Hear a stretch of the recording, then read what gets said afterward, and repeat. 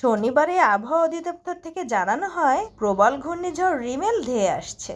এবার একটি বিষয়ে স্বস্তি যে এবারে ঝড়ের নাম কোনো মেয়েদের নামকরণে করা হয়নি। বেশিরভাগ সময়ই ঝড়ের নামগুলো মেয়েদের নামে নামকরণ করা হয়। শুনে আপনারা হাসবেন যে এবার যখন ঝড়ের কথা বলা হয়েছে আমি নামটি আগে খেয়াল করে শুনছিলাম যে নাম কি দিয়েছে।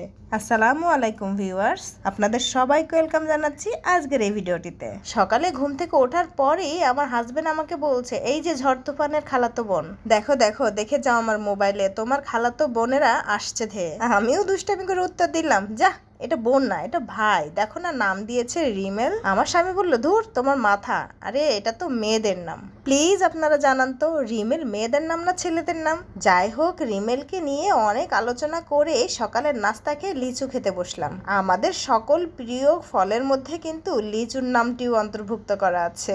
তার মানে আমরাও লিচু খেতে অনেক ভালোবাসি। তাই তো আলহামদুলিল্লাহ লিচুর সিজন আসতেই আমরা লিচু খেতে শুরু করে দিয়েছি। আর ছেলেমেয়েরা তো এমনি লিচু খেতে পছন্দ করে।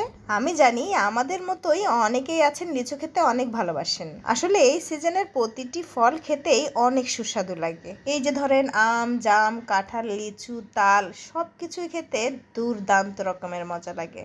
তবে বসে বসে তো শুধু লিচু খেলেই হবে না, রান্না তো করতে হবে বলেন। নুরাজের পরীক্ষা চলছে বলে আমি ইদানিং কিন্তু রান্নাটি ঝটপট করে করে নেওয়ার চেষ্টা করছি। আর আমরা যারা কুকিং ভিডিও বানাই তারা কিন্তু আমরা জানি যে অনেক কষ্ট করা লাগে এই ভিডিও মেকিং এর জন্য। স্বাভাবিকভাবে আমরা যখন রান্না করি ঝটপট করে কিন্তু রান্না করে ফেলতে পারি, কিন্তু এই ভিডিও মেকিং এর সময় ক্যামেরা ঠিক করো, প্রতিটা জিনিস স্টেপে স্টেপে দেখানো, মানে অনেকটা সময় লেগে যায় রান্নার ভিডিও করতে।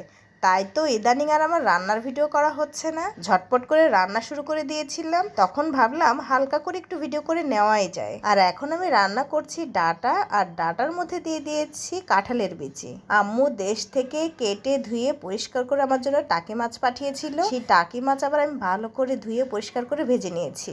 আর কড়াইতে সকল মশলা দিয়ে মশলার মধ্যে ডাটা এবং কাঁঠালের বিচি ভালো করে কষিয়ে নিচ্ছি। এই সময়ে কাঁঠালের বিচি খেতে কিন্তু অনেক মজা লাগে।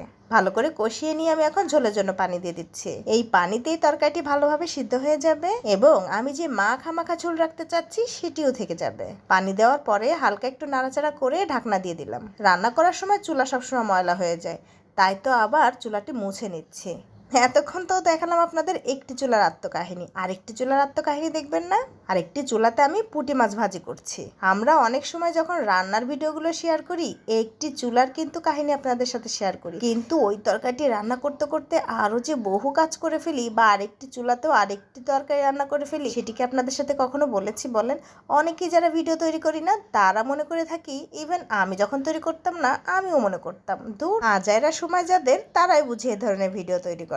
আসলে কিন্তু সেটি নয়। সকল কাজ করে আবার এই ভিডিও মেকিং করা, ভিডিও এডিটিং সব কিছুতে সময় দেওয়া খুব কষ্টের বিষয়। এখন নিশ্চয় দেখলেন যে আমি কিছু গোটা কাঁচামরিচ দিয়ে দিয়েছি তরকারিতে, কারণ তরকারিটি যেন বেশি ঝাল না হয়ে যায়, আবার কাঁচা ঝালের সুন্দর একটি ঘ্রাণ ছড়িয়ে যায় তরকারিতে। এরপরে ভেজে রাখা ছোট্ট ছোট্ট টাকি মাছগুলো দিয়ে বেশ কিছুক্ষণ ঢাকনা দিয়ে রেখে রান্না করে নিয়েছি। ডাটাগুলো জানেন অনেক কচি ছিল। নুরাজকে যখন স্কুলে দিতে গিয়েছিলাম তখন স্কুল থেকে আসার সময় ভ্যান থেকে কিনে নিয়ে এসেছিলাম। বাটিতে পরিবেশন করে তরকারিটির ফাইনাল লুক আপনাদেরকে দেখিয়ে দিলাম। পুঁটি মাছগুলোকে মরিচ পেঁয়াজ দিয়ে ভেজে ফ্রিজে তুলে নিয়েছি। আজকের ভিডিও এখানেই শেষ করছি। আপনারা সবাই ভালো থাকবেন, সুস্থ থাকবেন। আল্লাহ হাফেজ।